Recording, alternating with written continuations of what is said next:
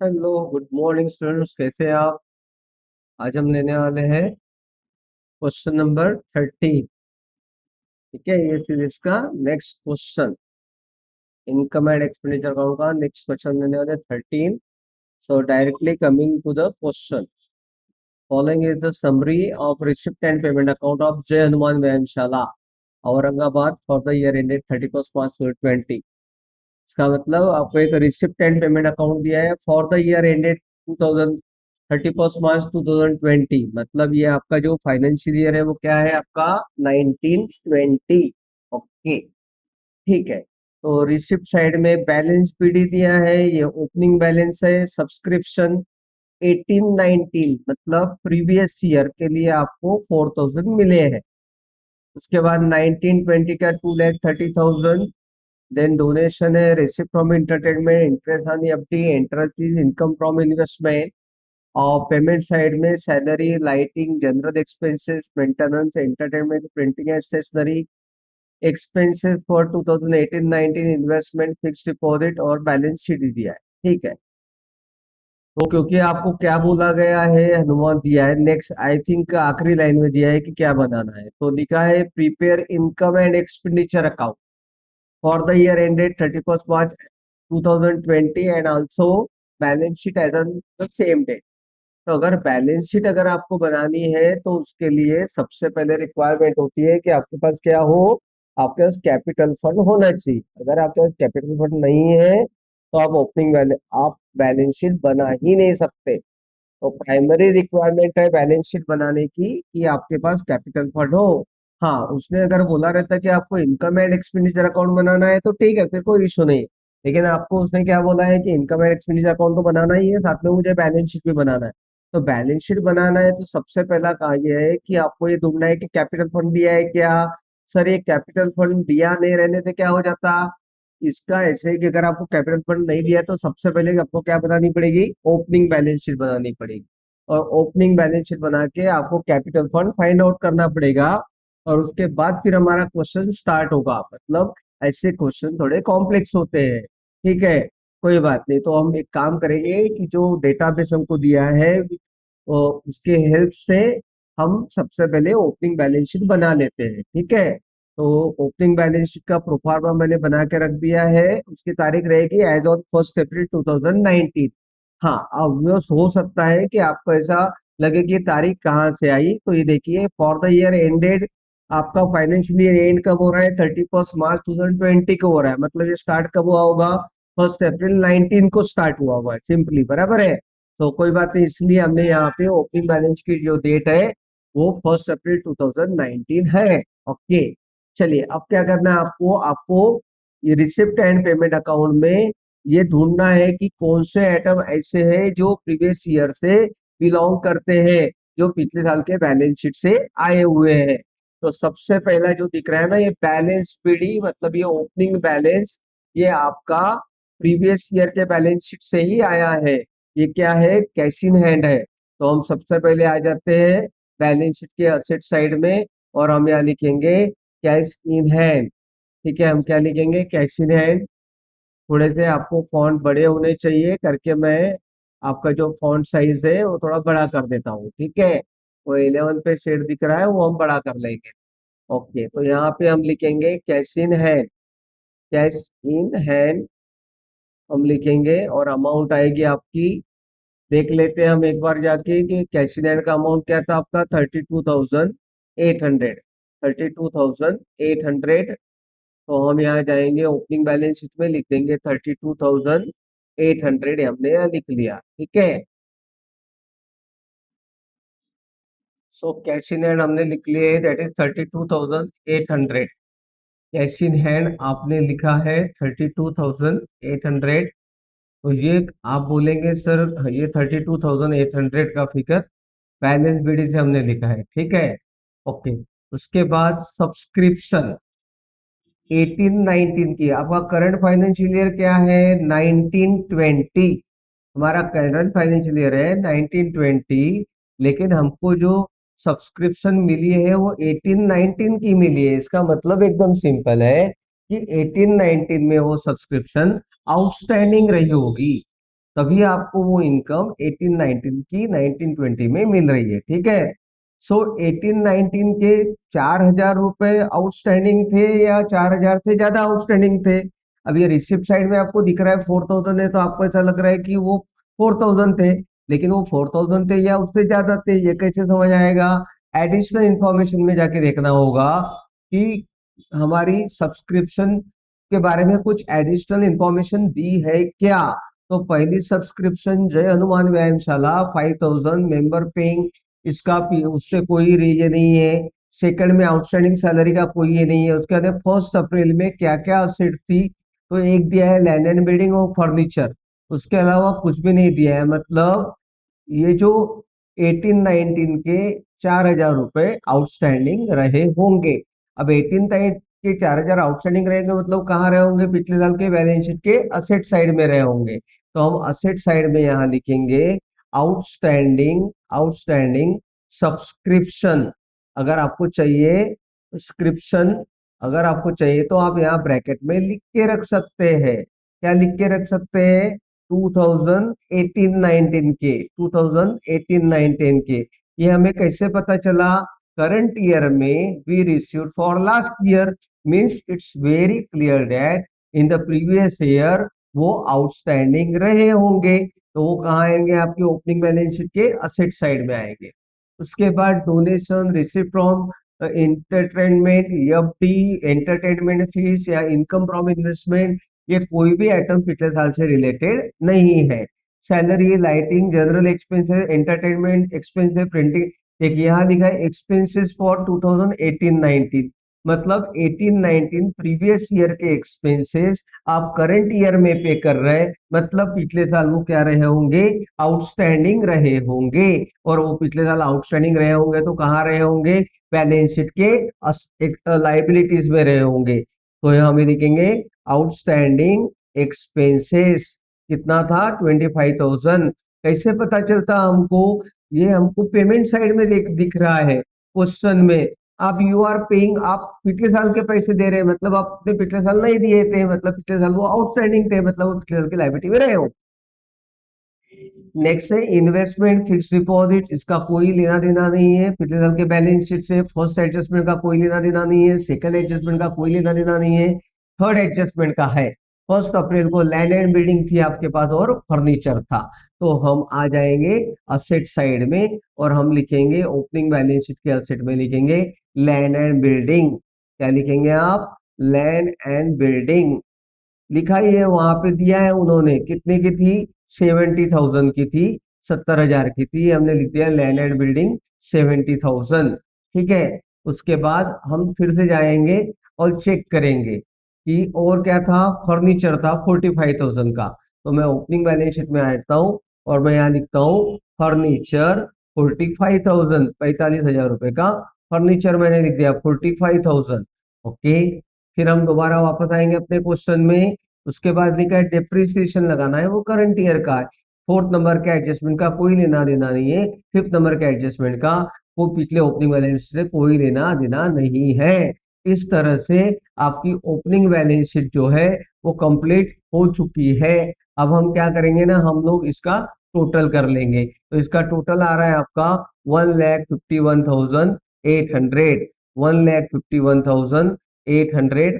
तो I will put the same amount on this side also. मैं इस side भी लिख लूंगा 1,51,800, और जो डिफरेंस आएगा उसको हम नाम देंगे कैपिटल फंड, उसको हम नाम देंगे कैपिटल फंड। वो आने वाला है 1,26,800, 1,26,800। कैसे आया सर?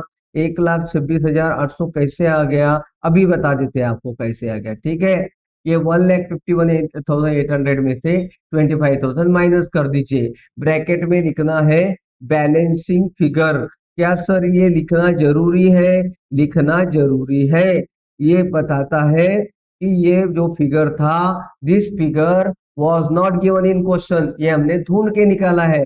कैपिटल फंड ही हमें रिक्वायर्ड था, इसीलिए हमने ओपनिंग बैलेंस शीट बनाई थी। अदरवाइज ओपनिंग बैलेंस शीट बनाने का कोई मतलब नहीं बनता था। ठीक है, तो कैपिटल फंड हमको दिया है। अब क्या करना है सर? अब हमको जाके एडजस्टमेंट की मार्किंग करना है। ठीक है, क्वेश्चन सॉल्व करने का एक सिस्टमेटिक तरीका होता है। तो अब हम करेंगे, सबसे पहले we have prepared opening balance sheet. अब हम क्या करेंगे, एडजस्टमेंट की मार्किंग करेंगे। तो पहली एडजस्टमेंट लिखिए, जय हनुमान व्यायामशाला के 5,000 मेंबर थे और हर मेंबर 50 रुपए देता है। तो इसके लिए मैं क्या करूंगा, मैं इस पे एक एडजस्टमेंट का मार्किंग लगा दूंगा। कैसे करेंगे हम, ये 1920 पे जाएंगे और 1920 पर जाके हम यहाँ पे एक एक हम राइट मार्क लगा लेंगे। एक हम यहाँ पे राइट मार्क लगाएंगे। ये एडजस्टमेंट का हम यहाँ पे एक राइट मार्क लगा लेंगे।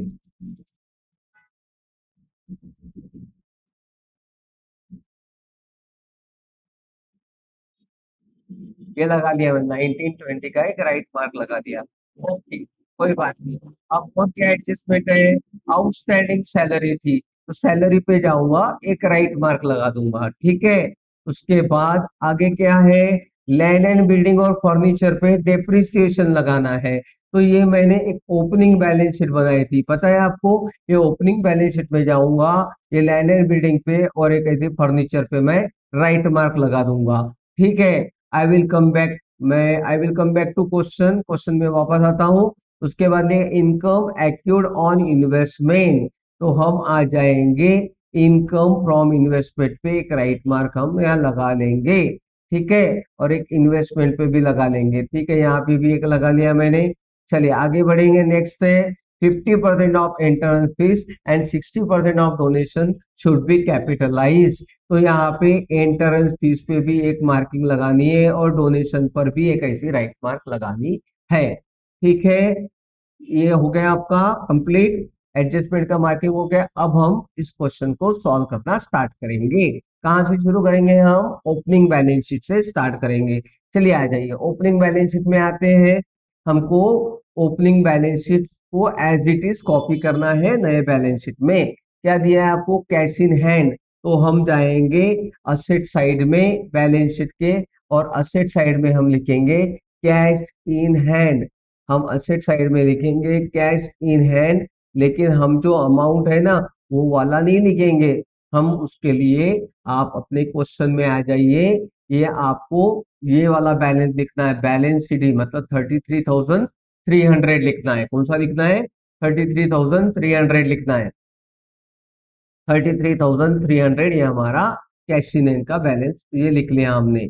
चलिए ओपनिंग बैलेंस शीट का नेक्स्ट आइटम क्या है, आउटस्टैंडिंग सब्सक्रिप्शन 4,000, मतलब सब्सक्रिप्शन के पिछले साल के 4,000 रुपए आने बाकी थे। तो 4,000 रुपए जो आने बाकी थे पिछले साल के, क्या वो पैसे आ गए, क्या वो पैसे आ गए, मुझे कैसे पता चलेगा कि वो पैसे आउटस्टैंडिंग थे, वो पैसे मिले या नहीं मिले, मुझे कैसे पता चलेगा। तो मुझे क्या करना है ना, आपको जाना है क्वेश्चन में और रिसिप्ट साइड में देखना है। तो रिसिप्ट साइड में देखिए, पैसे आए हैं 18-19 के 4,000, मतलब जो 4,000 आपके बाकी थे वो 4,000 रुपए आपके मिल गए। मतलब ये जो फिगर है, ये आउटस्टैंडिंग सब्सक्रिप्शन नए बैलेंस शीट में कंटिन्यू नहीं होगा। अब वो आपकी असेट नहीं है, वो पैसे आपको मिल चुके हैं। ये आपके रिसिप्ट टाइम पेमेंट अकाउंट ने कंफर्म कर दिया है। ओके, नेक्स्ट है लैंड एंड बिल्डिंग और फर्नीचर। तो लैंड एंड बिल्डिंग क्या है, असेट है। हम असेट साइड में आएंगे और हम यहाँ लिखेंगे लैंड एंड बिल्डिंग।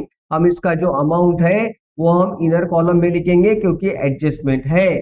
ठीक है, और एक काम करना है आपको, वो लैंड एंड बिल्डिंग में कोई परचेज सेल है क्या, वो चेक करना है। तो यहाँ पे sale of land and building नहीं दिख रहा है, या purchase of land and building नहीं दिख रहा है, मतलब लैंड एंड बिल्डिंग में कोई चेंजेस नहीं है। ओके, चलिए coming back to balance sheet, next क्या है, फर्नीचर 45,000।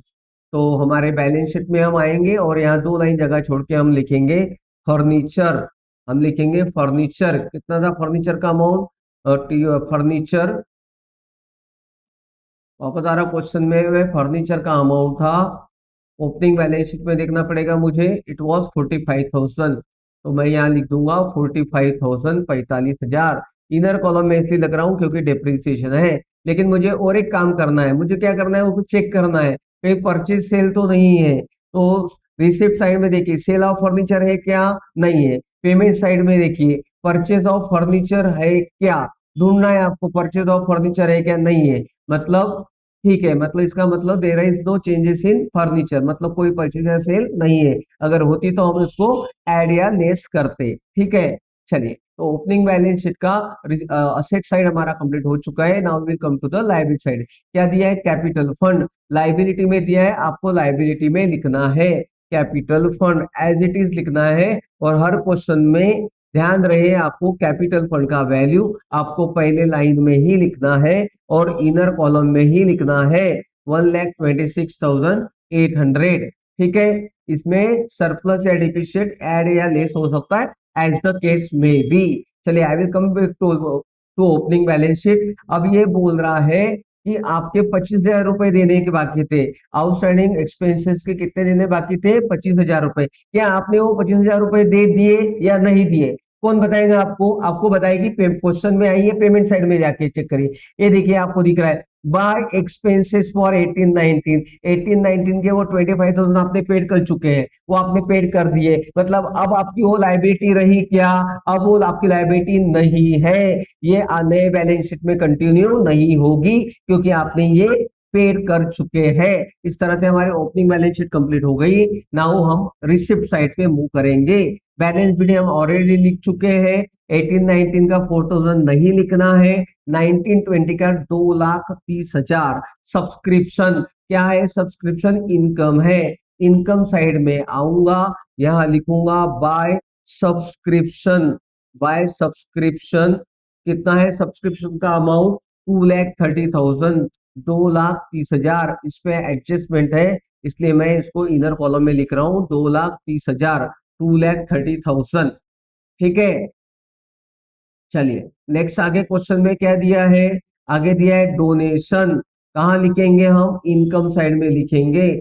बाय, सबसे नीचे जगह छोड़ दीजिए, by donation. By donation, amount कितना है डोनेशन का? देख लेते हैं क्वेश्चन में जाके। डोनेशन का अमाउंट है आपका 60,000, तो ये डोनेशन मैंने लिख दिया 60,000। एडजस्टमेंट है इसके ऊपर भी। ठीक है, नेक्स्ट आइटम क्या है? Receipt from entertainment. ये भी हम इनकम साइड में लिखेंगे। By by receipt, receipt from entertainment. Entertainment कितना है देख लेते हैं। टेनमेंट अमाउंट क्या है, एक बार मैं आके चेक कर लूं, वो है 40,000। तो ये मैंने आपके लिख दिया रिसिप्ट फ्रॉम इंटरटेनमेंट 40,000, 40,000। ठीक है, coming back to question. Interest on FD fix deposit पे आपको इंटरेस्ट मिल रहा है, तो यहाँ पे थोड़ी गड़बड़ है। ओके, कोई बात नहीं, पहले हम यहाँ लिख देते हैं interest on fix deposit by, by interest on fix deposit. अब आप देखिए, आपका जो फिक्स डिपॉजिट था वो कितना था? वो आपका फिक्स डिपॉजिट था, आपका फिक्स डिपॉजिट कर दिया है 50,000। ये हम एज्यूम करके चल रहे हैं कि ये investment is made on the first day of the financial year, because date is not given. आपने when that investment is made, वो कब किया हमें पता नहीं। सो वी एज्यूम दैट कि हमने ये इन्वेस्टमेंट जो है वो 1 अप्रैल को की। तो आपने 50,000, 50,000 रुपए इन्वेस्टमेंट की, तो उसका 8% जो होता है वो एक साल का इंटरेस्ट कितना होना चाहिए? 4,000 होना चाहिए। लेकिन यहाँ पे इंटरेस्ट एंड एफडी कितना दिख रहा है? 3,000। इसका मतलब क्या है? इसका मतलब सीधा सीधा है बाय, सॉरी एड, ऐड करेंगे हम accrued interest, ACCRUED, accrued interest. ये टेक्निकल टर्म है। एक्यूड इंटरेस्ट का मतलब अर्न बट नॉट रिसीव्ड, आप कमा चुके हैं लेकिन ये पैसे आपको नहीं मिले, इसको बोलते हैं एक्यूड इंटरेस्ट। वो आपको कैलकुलेट करना होगा, इट इज 1,000। अब यहाँ पे आपका 4,000 आउटर कॉलम में आ गया। अब हम आएंगे सेकंड एंट्री, हम लगे हाथ इसकी बैलेंस शीट में ले लेते हैं। क्वेश्चन में देख लेंगे क्या था वो, 8% फिक्स डिपॉजिट। ओके, कहाँ तक किया है वो जरूरी नहीं है लिखने की, कोई बैलेंस शीट में लिखेंगे हम। यहाँ लिखते हैं हम 8%, 8% फिक्स्ड डिपॉजिट। ठीक है, डिपॉजिट वो था हमारा 50,000। हम इसमें ऐड कर देंगे, ऐड, आप ऐड करके या अलग भी लिख सकते हैं, ऐड करके लिखे तो ज्यादा अच्छा है। ACCR एक्यूड इंटरेस्ट कितना था वो था आपका 1,000। तो ये हो गए आपके 50। अगर आपको नहीं समझ आया तो आप कमेंट में लिखिए, मैं दोबारा से आपको उसका आपको एक्सप्लेन करके दे दूंगा, ठीक है। आप कमेंट में कर लिए अगर ये 1000 कैसे आया, ये दोबारा आपको नहीं समझ में आ रहा है तो। वैसे इट्स वेरी सिंपल, मैंने बता दिया है। 50,000 का 8% जो होता है वो होता है 4,000, but according to the receipt side we have received only 3,000, means 1,000 is accrued interest, it is outstanding भी आप बोल सकते हैं। उसके बाद है एंट्रेंस फीस और इनकम फ्रॉम इन्वेस्टमेंट। तो एंट्रेंस फीस वंस अगेन हम यहाँ लिखेंगे, इनकम साइड में आते हैं हम लिखेंगे बाय एंट्रेंस फीस, ठीक है। Entrance fees, okay. Entrance fees,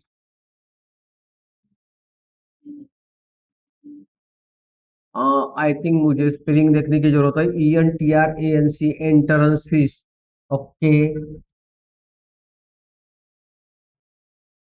entrance fees का जो अमाउंट था, एडजस्टमेंट है उसके ऊपर ये लाल मार्क लगा हुआ दिख रहा है ना आपको, 50,000 रुपए। इनर कॉलम में मैं लिख दूंगा 50,000 रुपए, मैंने इनर कॉलम में लिख दिए। उसके बाद नेक्स्ट क्या था? नेक्स्ट है आपका इनकम फ्रॉम इन्वेस्टमेंट। मैं यहाँ लिखूंगा bye interest on, interest on investment.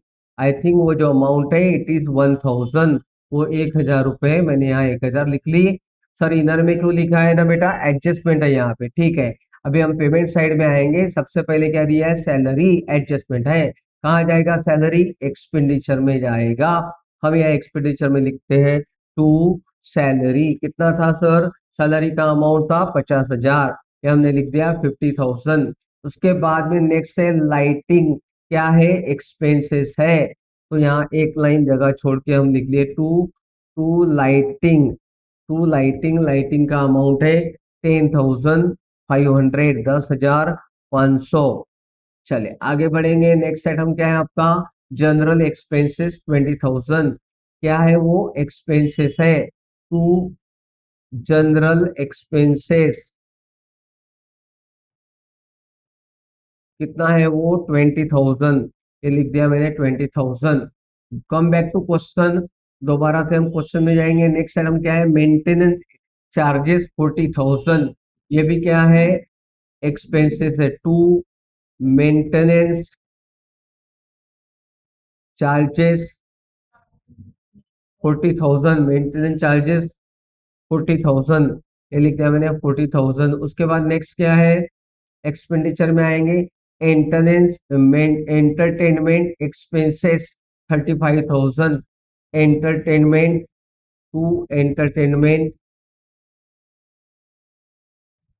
expenses, the amount is 35,000। चलिए नेक्स्ट है सिंपल एकदम, एक्सप्लेन लिखना है थोड़ा। Printing and stationery 7,000। To printing and stationery, printing and stationery 7,000, 7,000, ठीक है। ओके, वापस आएंगे क्वेश्चन में हम। उसके बाद है हमारे पास एक्सपेंसेस फॉर 18-19, वो पिछले साल के थे, हमने उसको लिखने की जरूरत नहीं है। इन्वेस्टमेंट, तो इन्वेस्टमेंट कितने का? इसमें एडजस्टमेंट भी दिख रही है, 1,50,000। ओके, इन्वेस्टमेंट हम बैलेंस शीट के असेट साइड में आएंगे, हम यहाँ लिखेंगे इन्वेस्टमेंट, और आई थिंक इस पे एडजस्टमेंट है, इसलिए इसका अमाउंट हम लिखेंगे इनर कॉलम में, हमने लिख दिया 1,50,000। उसके बाद फिक्स डिपॉजिट हम ऑलरेडी लिख चुके हैं, और बैलेंस शीट भी लिखे हैं। हम अब एडजस्टमेंट पे आ जाते हैं। जय हनुमान व्यायामशाला के कितने मेंबर थे? 5,000 मेंबर थे, और हर मेंबर 50 रुपए देता है। तो अगर 5,000 मेंबर को आप 50 से मल्टीप्लाई करेंगे तो आपकी इनकम आनी चाहिए 2,50,000, लेकिन आपकी इनकम कितनी आ रही है? 2,30,000। इसका मतलब ये है, add outstanding, outstanding subscription, outstanding for current year, C dot Y dot current year कितना है? 20,000। सर ये 20,000 कहीं नहीं दिया था, कैसे निकाला? एक बार दोबारा बता दो। चलो ठीक है, एक बार दोबारा बता देते। 2,50,000, 2,50,000। यहाँ पे क्वेश्चन में ट्रिकी क्वेश्चन है, ऐसी एडजस्टमेंट कई बार मैंने एग्जाम में देखी है, ठीक है। क्या बोलता है कि जय हनुमान व्यायामशाला के 5,000 मेंबर थे, हर मेंबर 50 रुपए देता है। तो आपको क्या करना है? 5,000 को 50 से मल्टीप्लाई करना है, कितना आएगा? 2,50,000, एंड यू रिसीव 2,30,000। इसका मतलब है कि आउटस्टैंडिंग कितना है आपका? आउटस्टैंडिंग है 20,000। इसका सेकंड एंट्री आपको असेट साइड में करना पड़ेगा, आउटस्टैंडिंग सब्सक्रिप्शन, ठीक है, वो अमाउंट आपका आ जाएगा 20,000। तो ये एडजस्टमेंट हमारी कंप्लीट हो गई। हर एडजस्टमेंट की दो एंट्रियां करनी होती है। Outstanding salary 12,000। चलिए अजय सैलरी में आएंगे हम और यहाँ पे हम ऐड कर देंगे, ऐड आउटस्टैंडिंग, आउटस्टैंडिंग सैलरी, ये होगा आपका 12,000। आई थिंक कितना है आउटस्टैंडिंग सैलरी, 12,000 है, 12,000। और इसका भी हम टोटल कर लेंगे तो टोटल आएगा आपका 62,000, 62,000। इसकी सेकंड एंट्री आपको करनी होगी लाइबिलिटीज में। यहाँ हम लिख लेते हैं आउटस्टैंडिंग सैलरी कितनी थी, आउटस्टैंडिंग 12,000 थी, 12,000 थी, 12,000 हमने लिख ली। चलिए आगे बढ़ेंगे हम। नेक्स्ट थर्ड नंबर के एडजस्टमेंट में आपको डेप्रिसिएशन लगाना है, ठीक है, कोई बात नहीं, डेप्रिसिएशन लगा लेंगे हम। कितना परसेंट लगाना है, 10%। तो हम बैलेंस शीट पे आ जाते हैं। यहाँ हम लिखेंगे less, less 10% depreciation, CIA depreciation कितना आएगा, वो 7,000 आएगा, ठीक है, वो आएगा आपका 7,000। ये 7,000 को यहाँ अंडरलाइन कर दिया। आउटर कॉलम में आएंगे आपके 63,000। ओके, सिमिलरली फर्नीचर पे भी हम लिखेंगे लेस डेप्रिसिएशन, ठीक है, कितना 10% है, लिख देता हूँ मैं 10% डेप्रिसिएशन, ठीक है, तो वो आएगा 4,500, सॉरी 4,500। तो इसमें आपका जो सब्सट्रैक्शन होके आएगा वो आएगा 40,500। इसकी सेकंड एंट्री लेनी होगी आपको। सेकंड एंट्री हम लेंगे इसकी एक्सपेंडिचर में। तो एक्सपेंडिचर साइड में आ जाइए, यहाँ लिखिए टू, हेडिंग लिखना है आपको टू डेप्रिसिएशन, और ऐसे अंडरलाइन देके कॉलम करना है। इसको अंडरलाइन हम कर लेंगे टू डेप्रिसिएशन को, क्योंकि दो चीजें पे था। एक काय पे था, पहला डेप्रिसिएशन था on land and building, on land and building पे हमारा डेप्रिसिएशन था, बिल्डिंग पे हमारा डेप्रिसिएशन था 7,000। ओके 7,000 था। और ऑन फर्नीचर, ऑन फर्नीचर पे हमारा डेप्रिसिएशन था 4,500, 4,500। इन दोनों की हम अगर टोटल कर लेते हैं तो वो टोटल होगी आपकी 10,500। डेप्रिसिएशन लिख लिया हमने। हम क्वेश्चन में वापस आएंगे। अगले एडजस्टमेंट क्या है, income accrued on investment. Accrued का मतलब होता है अर्नड बट नॉट रिसीव्ड, आप कमा चुके हैं लेकिन आपको नहीं मिले। तो ठीक है, आ जाएंगे हम, यहाँ पे हमारे पास लिखा था इंटरेस्ट ऑन इन्वेस्टमेंट, यहाँ लिखेंगे एड एक्यूड, ACC और एक्यूड इंटरेस्ट, ये टेक्निकल टर्म है अकाउंटिंग की। It is 2,000। तो इसका टोटल हो जाएगा आपका 3,000। आउटर कॉलम में लिखना है आपको 3,000। ओके, इसकी सेकेंड एंट्री आ जाएगी असेट साइड में।